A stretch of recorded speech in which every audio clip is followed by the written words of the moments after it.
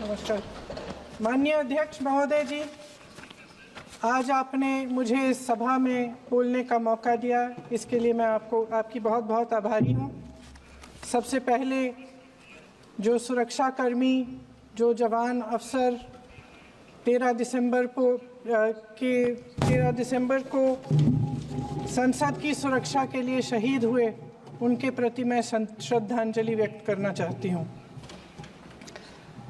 महोदय, हजारों साल पुरानी हमारी देश की, धर्म की एक पुरानी परंपरा रही है।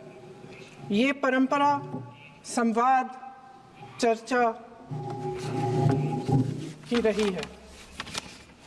एक गौरवशाली परंपरा है जो दर्शन ग्रंथों में, वेदों में, उपनिषदों में दिखती है। वाद विवाद और संवाद की हमारी पुरानी संस्कृति है। अलग अलग धर्मों में भी, इस्लाम में, सूफियों में, बौद्ध धर्म में, जैन धर्म में, सिख धर्म में भी ये वाद संवाद, ये चर्चा बहस, इसकी संस्कृति रही है। इसी परंपरा से उभरा हमारा स्वतंत्रता संग्राम। हमारा स्वतंत्रता संग्राम विश्व में एक अनोखा संग्राम था, एक अनोखी लड़ाई थी जो अहिंसा और सत्य पर आधारित थी।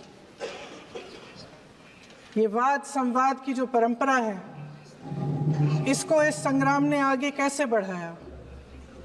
क्योंकि ये जो संग्राम था, ये जो लड़ाई थी हमारी आज़ादी के लिए, एक बेहद लोकतांत्रिक लड़ाई थी। इसमें देश के किसान, देश के जवान, देश के मजदूर, देश के अधिवक्ता, देश के बुद्धिजीवी, चाहे किसी भी जाति के हों, चाहे किसी भी धर्म के हों, चाहे किसी भी भाषा को बोलते हों, सब इस स्वतंत्रता संग्राम में शामिल हुए। सब ने हमारे देश की आज़ादी की लड़ाई लड़ी।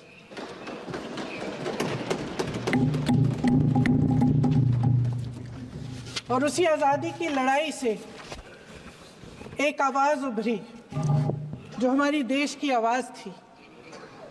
वो आवाज़ ही आज हमारा संविधान है। साहस की आवाज़ थी, हमारी आज़ादी की आवाज़ थी, और उसी की गूंज ने हमारे संविधान को लिखा और बनाया। ये सिर्फ एक दस्तावेज नहीं है। बाबा साहेब अम्बेडकर, मौलाना आज़ाद जी, राजगोपालाचारी जी और जवाहरलाल नेहरू जी और उस समय के तमाम नेता, जैसे आपने कहा, इस संविधान को बनाने की जो कार्य में सालों के लिए जुटे रहे। हमारा संविधान इंसाफ, उम्मीद, अभिव्यक्ति और आकांक्षा की वो ज्योत है जो हर हिंदुस्तानी के दिल में जलती है। अध्यक्ष महोदय, इस ज्योत ने हर एक भारतीय को ये पहचानने की शक्ति दी कि उसे न्याय मिलने का अधिकार है, कि उसमें अपने अधिकारों के लिए आवाज़ उठाने की क्षमता है, कि जब वो आवाज़ उठाएगा तो सत्ता को उसके सामने झुकना पड़ेगा। इस संविधान ने हर एक देशवासी को ये अधिकार दिया कि वो सरकार बना भी सकता है और सरकार बदल भी सकता है। ये ज्योत जो हर हिंदुस्तानी के दिल में जलती है, उसने हर हिंदुस्तानी को ये विश्वास दिया कि देश की संपत्ति में, देश की दौलत में, संसाधनों में उसका भी हिस्सा है, कि उसे एक सुरक्षित भविष्य की उम्मीद का अधिकार है, कि देश बनाने में भी उसकी भागीदारी है। उम्मीद और आशा की ये ज्योत मैंने देश के कोने कोने में खुद देखी है। उन्नाव में मैं एक रेप पीड़िता के घर गई, उसे जलाकर मार डाला था। वो शायद 20-21 साल की होगी। हम सबके बच्चे हैं। हम सोच सकते हैं कि अगर हमारी बेटी के साथ बार बार बलात्कार हुआ और फिर जब वो अपनी लड़ाई लड़ने के लिए गई तो उसको जलाकर मार डाला गया होता तो हम पर क्या बीतती। मैं उस बच्ची के पिता से मिली। उसके खेत जलाए गए थे, उसके भाइयों को पीटा गया था, उसके पिता को बाहर से घर के बाहर घसीट कर मारा गया था। उस पिता ने मुझे बताया कि बेटी, मुझे न्याय चाहिए। मेरी बेटी अपने एफआईआर को दर्ज करने के लिए जब जिले में गई तो उसको मना किया गया। अगले जिले में जाना पड़ा उसे। वो रोज सुबह 6 बजे उठकर तैयार होकर अकेली अपने मुकदमे को लड़ने के लिए अगले जिले में ट्रेन से जाती थी। उसके पिता ने मुझे कहा कि मैंने उससे कहा, बेटी अकेले मत जाओ, छोड़ दो ये लड़ाई। लेकिन उसकी बेटी ने उसको जवाब दिया कि नहीं पिताजी, मैं अकेली जाऊंगी, मैं लड़ूंगी, ये मेरी लड़ाई है, मैं इसको लड़ूंगी। ये लड़ने की क्षमता, ये हिम्मत उस लड़की को और करोड़ों भारत की नारियों को हमारे संविधान ने दी। आगरा में मैं अरुण वाल्मीकि के घर गई। अरुण वाल्मीकि पुलिस स्टेशन में काम करता था, सफाई का काम करता था। आप सोच सकते हैं हमारी तरह उसका भी परिवार था। नई नई शादी हुई थी, 2-3 महीनों का बच्चा था। पुलिस स्टेशन में चोरी हो गई। चोरी का इल्जाम उस पर लगाया गया। उसके पूरे परिवार को उठाकर पुलिस स्टेशन में ले गए। आप हंस रहे हैं, लेकिन ये गंभीर बात है। और क्या गंभीर बात। शर्म करो, शर्म। अरुण वाल्मीकि को पीट पीट के मार डाला, उसकी बीवी को पीटा, उसके पिता के नाखून निकाले, उसके पूरे परिवार को पीटा गया। जब मैं उस जवान महिला से मिलने गई जो अभी अभी विधवा हुई थी, तो उसने मुझे कहा कि दीदी, हमें सिर्फ एक चीज चाहिए, हमें न्याय चाहिए और हम इस न्याय के लिए लड़ते रहेंगे, चाहे कुछ भी हो जाए।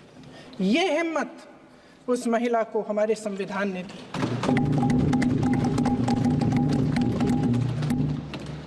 संभल के कुछ लोग आए थे हमसे मिलने जो मृतकों के परिवार के सदस्य थे। उसमें 2 बच्चे थे, अदनान और उजैर। आप सुनिए। उसमें 2 बच्चे थे, अदनान और उजैर।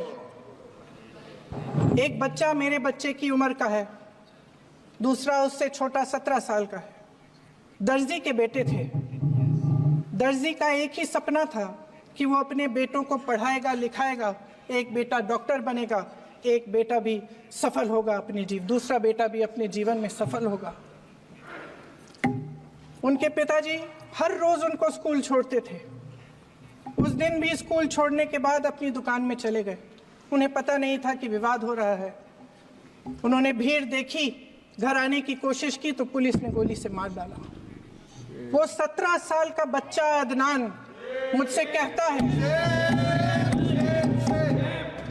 वो 17 साल का बच्चा अदनान मुझसे कहता है कि मैं बड़ा होकर डॉक्टर बन के दिखाऊंगा, मैं अपने पिता का सपना साकार करूंगा।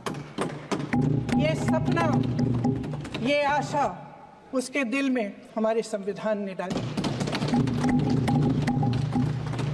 अध्यक्ष महोदय, हमारे देश के करोड़ों देशवासियों के संघर्ष में, अपने अधिकारों की पहचान में, इनकी कठिन से कठिन परिस्थितियों से लड़ने की अपार हिम्मत में और देश से न्याय की अपेक्षा में हमारे संविधान की ज्योत जल रही है।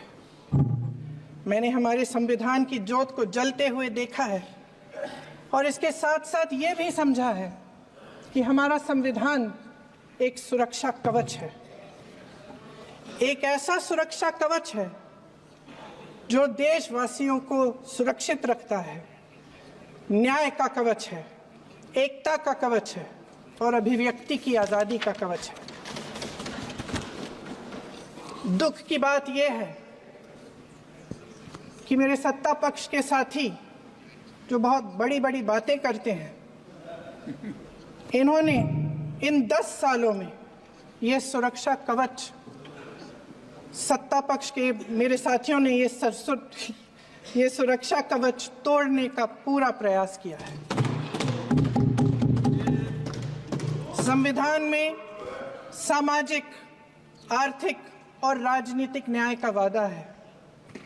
ये वादा एक सुरक्षा कवच है जिसको तोड़ने का काम शुरू हो चुका है। लैटरल एंट्री और निजीकरण के जरिए ये सरकार आरक्षण को कमजोर करने का काम कर रही है। अगर लोकसभा में ये नतीजे नहीं आए होते तो ये संविधान बदलने का काम भी शुरू कर लेते।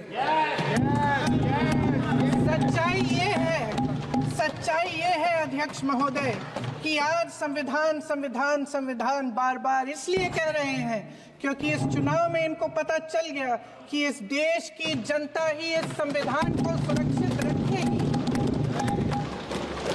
कि इस चुनाव में हारते हारते जीतने से इन्हें एहसास हुआ कि ये संविधान बदलने की बात इस देश में नहीं चलेगी। आज जनता की मांग है कि जाति जनगणना हो।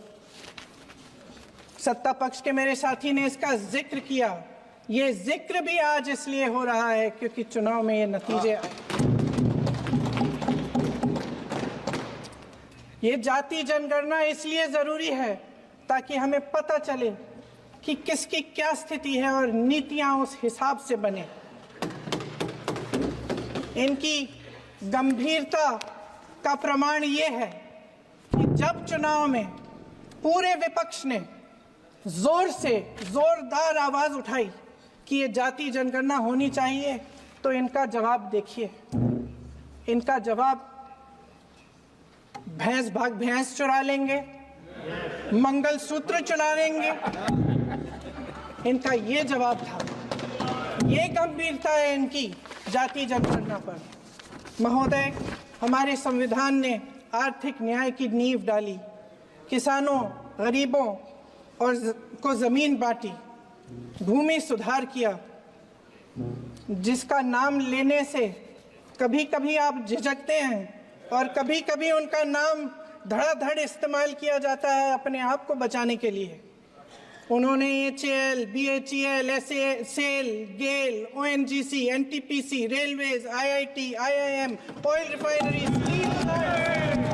तमाम PSU बनाए।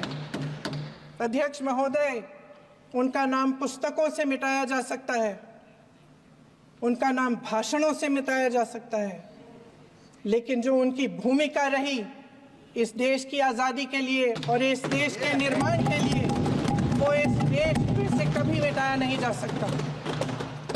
75 सालों में जनता का भरोसा रहा कि नीतियां बनेंगी तो जनता की भलाई के लिए बनेंगी। जल जंगल जमीन का अधिकार मिला आदिवासी भाई बहनों को। इंदिरा जी ने बैंकों का राष्ट्रीयकरण करवाया, खदानों का राष्ट्रीयकरण कराया। कांग्रेस और यूपीए की सरकारों में शिक्षा का, भोजन का अधिकार मिला। 75 सालों में जनता का भरोसा मिला। पहले संसद चलती थी तो जनता की उम्मीद होती थी कि सरकार महंगाई और बेरोजगारी पर चर्चा करेगी, कोई उपाय निकालेगी, कोई रास्ता निकालेगी। लोग मानते थे कि अगर कोई नई आर्थिक नीति बनेगी तो देश की अर्थव्यवस्था को मजबूत बनाने के लिए बनेगी, तो भारतीय बाजार को मजबूत बनाने के लिए बनेगी, उनके भविष्य को मजबूत बनाने के लिए बनेगी। किसान और आदिवासी भाई बहन भरोसा करते थे कि यदि जमीन के कानून में संशोधन होगा तो उन्हीं की भलाई के लिए होगा। आप नारी शक्ति की बात करते हैं। आज चुनाव की वजह से शायद इतनी बातचीत हो रही है नारी शक्ति के बारे में क्योंकि हमारे संविधान ने महिलाओं को यह अधिकार दिया, उनकी शक्ति को परिवर्तित किया वोट में। और आज आपको पहचानना पड़ रहा है कि महिलाओं के बिना, कि नारी शक्ति के बिना ये सरकारें नहीं बन सकती हैं। इसीलिए आज आप नारी शक्ति की बातें दोहरा रहे हैं। जो आप नारी शक्ति का अधिनियम लाए हैं उसको लागू क्यों नहीं करते? वो 10 साल बाद लागू क्यों होगा? क्या आज की नारी 10 साल इंतजार करेगी उसके लागू करने के लिए? क्या बात है, क्या बात है।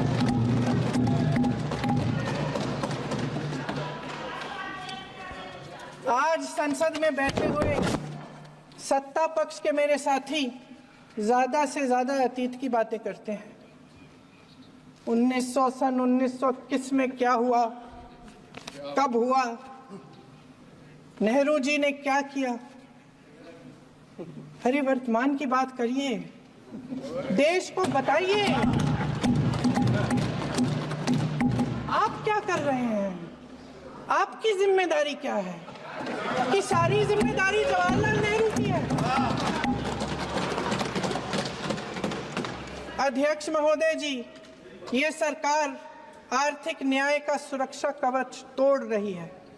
आज संसद में बैठी ये सरकार बेरोजगारी और महंगाई से जूझ रही हमारी जनता को क्या राहत दे रही है?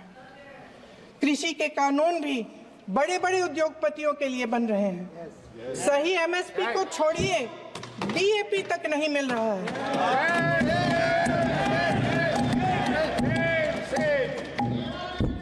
वायनाड से लेकर ललितपुर तक इस देश का किसान रो रहा है। आपदा आती है तो उसको कोई राहत नहीं मिलती। भगवान भरोसे है आज इस देश का किसान, उसको छोड़ दिया गया है। आज हिमाचल में देखिए, जितने भी कानून बने हैं वो सब बड़े बड़े उद्योगपतियों के लिए बन रहे हैं। हिमाचल में जो सेब उगता था उसके जो छोटे छोटे किसान हैं वह रो रहे हैं क्योंकि एक व्यक्ति के लिए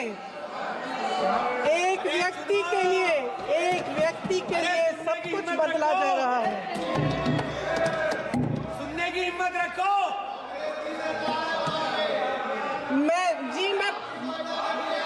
अध्यक्ष महोदय जी,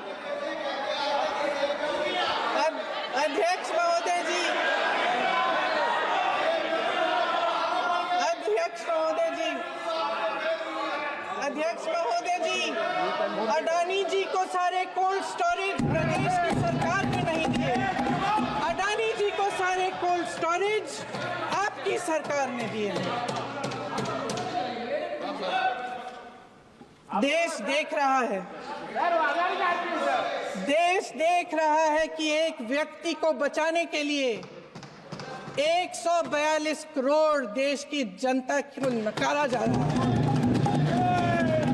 सारे बिजनेस, सारे संसाधन, सारी दौलत, सारे मौके एक ही व्यक्ति को सौंपे जा रहे हैं। सारे बंदरगाह, एयरपोर्ट्स, सड़कें, रेलवे का काम, कारखाने, खदाने, सरकारी कंपनियां सिर्फ एक व्यक्ति को दी जा रही है।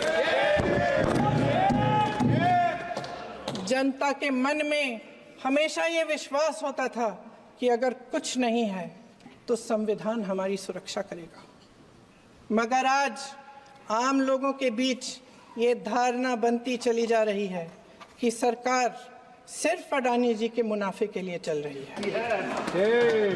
देश में बहुत तेजी से गैर बराबरी बढ़ रही है। जो गरीब है वो और गरीब हो रहा है, जो अमीर है वो और अमीर हो रहा है। इस सरकार ने आर्थिक न्याय की भी सुरक्षा कवच तोड़ दिया है। राजनीतिक न्याय की जब बात होती है, मेरे सत्ता पक्ष के साथी आज खड़े हुए और तमाम गिनती करने लग गए कि ऐसा हुआ वैसा हुआ, 1975 में जो हुआ, तो सीख लीजिए ना आप भी। सीख लीजिए, आप भी अपनी गलतियों के लिए माफी मांग लीजिए, आप भी बैलेट पे चुनाव कर लीजिए, आप भी बैलेट पे चुनाव कर लीजिए, दूध का दूध पानी का पानी हो जाएगा। आप राजनीतिक न्याय की बात करते हैं, सरकारों को पैसों के बल पर गिरा देते हैं।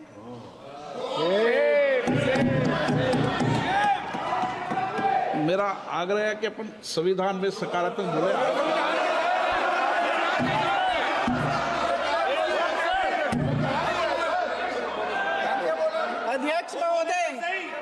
अध्यक्ष महोदय, सत्ता पक्ष के हमारे साथी ने एक उदाहरण दिया उत्तर प्रदेश की सरकार का, तो मैं भी एक उदाहरण दे देती हूँ महाराष्ट्र की सरकार का, मैं भी एक उदाहरण दे देती हूँ हिमाचल की सरकार को तोड़ने की कोशिश किसने की, पैसों के बल पे की, गोवा की सरकार, तमाम उदाहरण।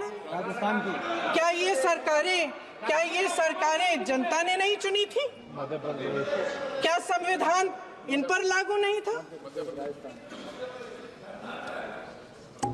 पूरी देश की जनता जानती है कि इनका हंसती है, जानती है कि इनके यहाँ तो वॉशिंग मशीन है।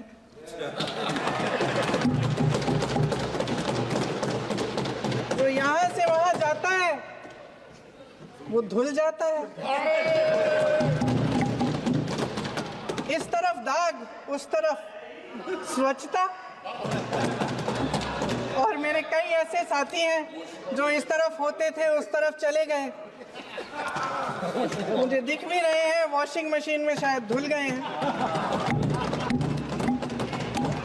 अध्यक्ष महोदय, जहां भाईचारा और अपनापन होता था, जहां हमारे संविधान ने एकता का सुरक्षा कवच दिया था, वहां शक और घृणा के बीज बोए जा रहे हैं। एकता का सुरक्षा कवच तोड़ा जा रहा है। प्रधानमंत्री जी यहाँ सदन में संविधान की किताब को यूं माथे से लगाते हैं, लेकिन संभल में, हाथरस में, मणिपुर में जब न्याय की गुहार आती है, उठती है, तो उनके माथे पे शिकन तक नहीं आता।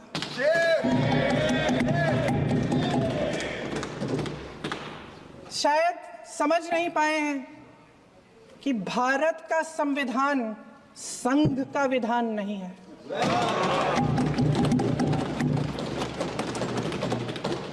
भारत के संविधान ने हमें एकता दी, हमें आपसी प्रेम दिया।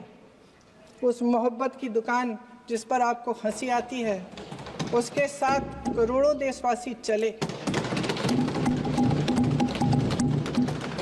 करोड़ों देशवासियों के दिल में एक दूसरे के लिए प्रेम है, घृणा नहीं है।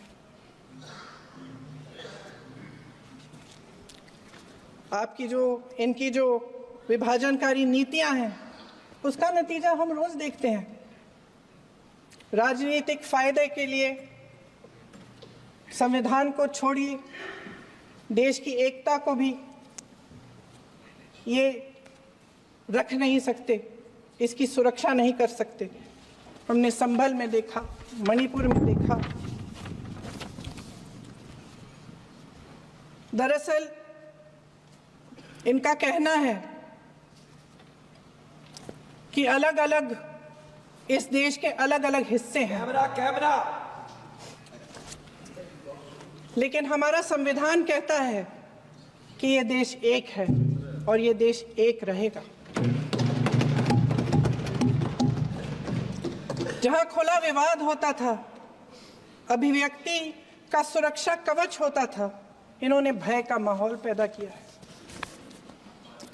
सत्ता पक्ष के मेरे साथी अक्सर 75 सालों की बात करते हैं, लेकिन इन 75 सालों में ये उम्मीद, आशा, ये अभिव्यक्ति की ज्योति कभी थमी नहीं, कभी बुझी नहीं।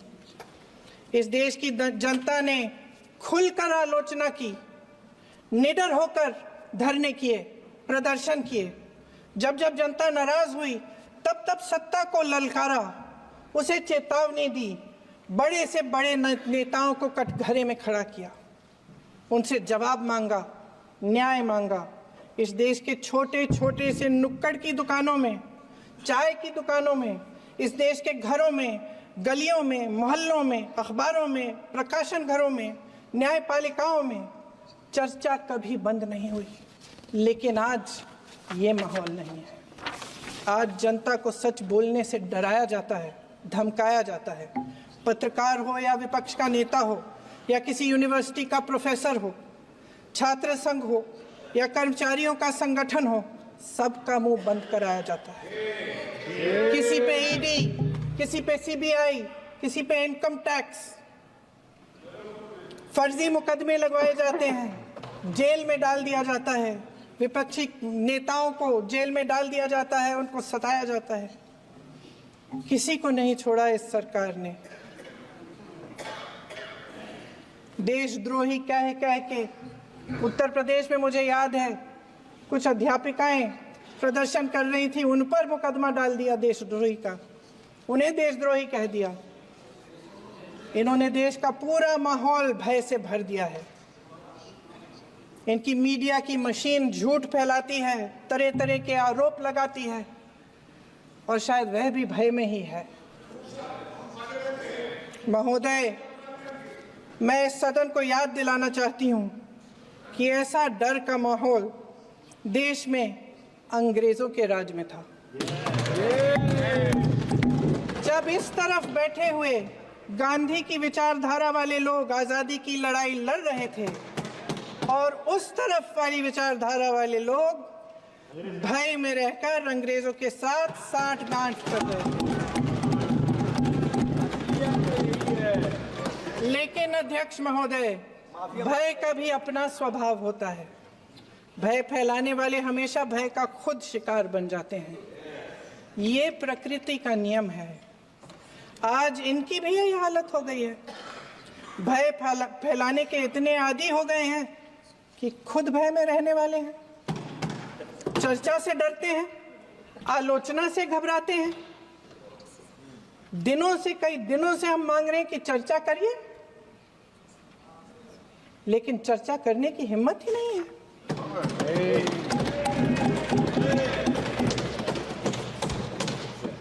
एक कहानी होती थी अध्यक्ष महोदय, शायद बचपन में आपने भी सुनी होगी।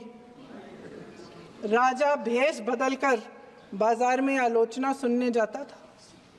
ये सुनने जाता था कि प्रजा मेरे बारे में क्या कह रही है, मैं सही रास्ते पे चल रहा हूं कि नहीं। लेकिन आज का राजा, भेष तो बदलते हैं आज के राजा, शौक तो है उनको भेष बदलने का, लेकिन ना जनता के बीच जाने की हिम्मत है और ना आलोचना सुनने की।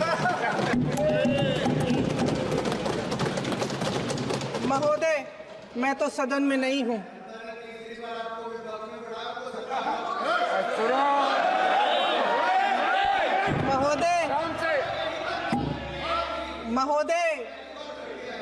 महोदय, जनता में बहुत विवेक है, ये सही है।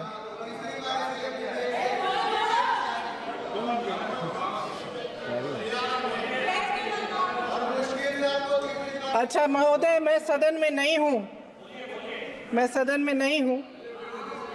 कुछ हाँ ठीक है, मैं सदन में नहीं हूँ, मात्र 15 दिनों से आ रही हूँ।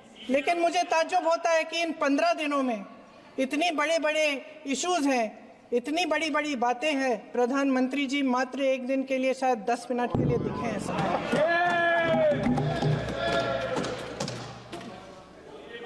बात यह है अध्यक्ष महोदय जी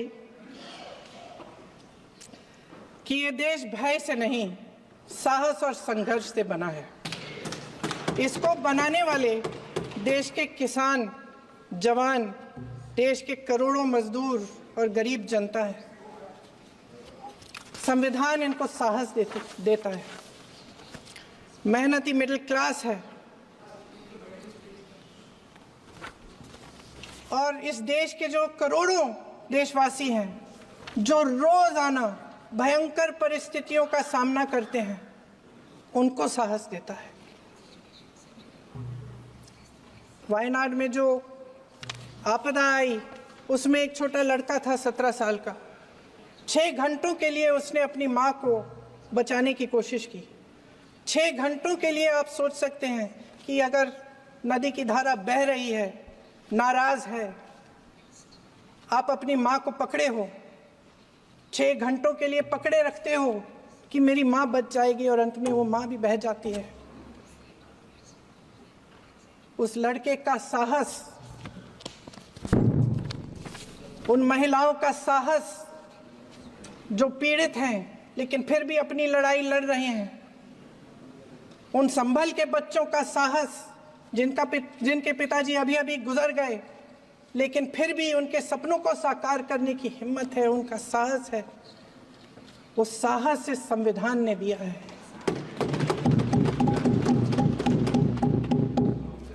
वो आत्मविश्वास इस संविधान ने दिया है।